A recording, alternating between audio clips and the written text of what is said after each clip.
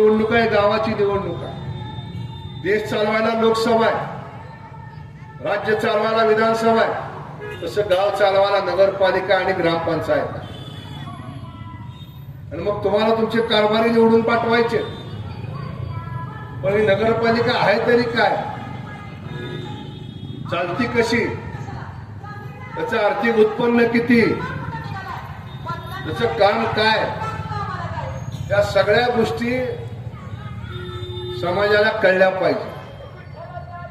या पंढरपूर शहरामध्ये 8 किलोमीटर असं पंढरपूर शहर आहे. पूर्व पश्चिम दक्षिण उत्तर 6-7 किलोमीटर असेल. पटुमऱ्यापासून काशेगाव पर्यंत, तिकडे गोपाळपूर पासून वाकरी पर्यंत 8 किलोमीटर बाय 8 किलोमीटर, अंदाजे 64 किलोमीटरचं हे गाव आहे.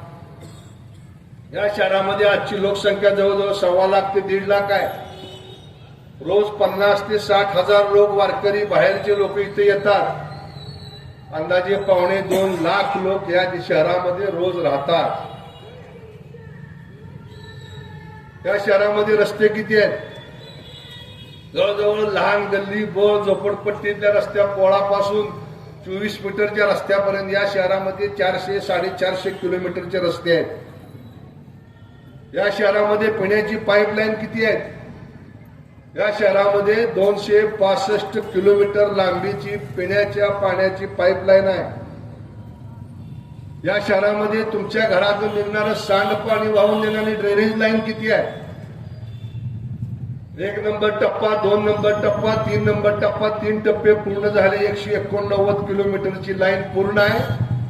आणि 4था टप्पा आता चालू आहे, त्याच्यामध्ये 106 किलोमीटरची लाईन या शहरामध्ये टाकायचं काम सुरू आहे. आणि जवळजवळ 300 किलोमीटरची ड्रेनेजची लाईन या शहरामध्ये. या शहरामध्ये रोज घनकचरा किती तयार होतो?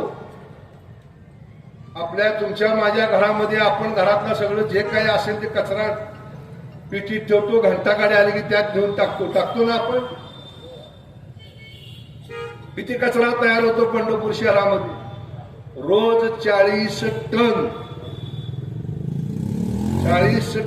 कचरा, म्हणजे 40,000 किलो एवढा कचरा तुम्ही, मी, आपण सगळेजण आपल्या घरात तयार करतो, रस्त्यावर तयार करतो.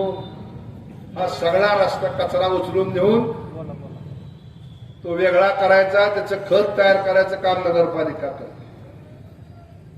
या शहरातल्या नागरिकांना रोज पाणी किती दिलं जातं? नदीच्या पात्रामधनं रोज नगरपालिका 30 दशलक्ष लिटर, म्हणजे 30 आकडा काढायचा, त्याच्यावरती किती शून्य लिहायची बघा. 10 लाखाची शून्य मांडायची.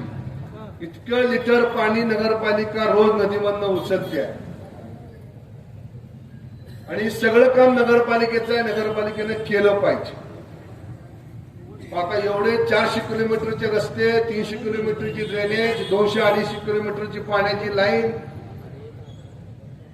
नदीतनं पाणी उचलायचं, त्याचे मोठे मोठे पंप, या शहरात बांधलेल्या नवीन 22 पाण्याच्या टाक्या, त्यातून तुमच्या घरामध्ये नळानं पाणी द्यायचं. नगरपालिकेचं उत्पन्न किती आहे? नगरपालिकेला उत्पन्न कुठनं मिळतं? नगरपालिकेला उत्पन्न मिळतं तुमच्या घरपट्टीतनं, तुमच्या पाणीपट्टीतनं, नगरपालिकेच्या शॉपिंग सेंटरच्या भाड्यातनं, नगरपालिकेला असलेल्या बँकेतल्या डिपॉझिट मधल्या व्याजातनं, आणि रस्त्यावरती जे काही गाड्या येतात त्याचा जो काही कायदा आहे त्या कायद्यातनं पावत्या पाडून मिळणारं उत्पन्न, त्याच्यापेक्षा नगरपालिकेचं उत्पन्न वेगळं नाही आहे.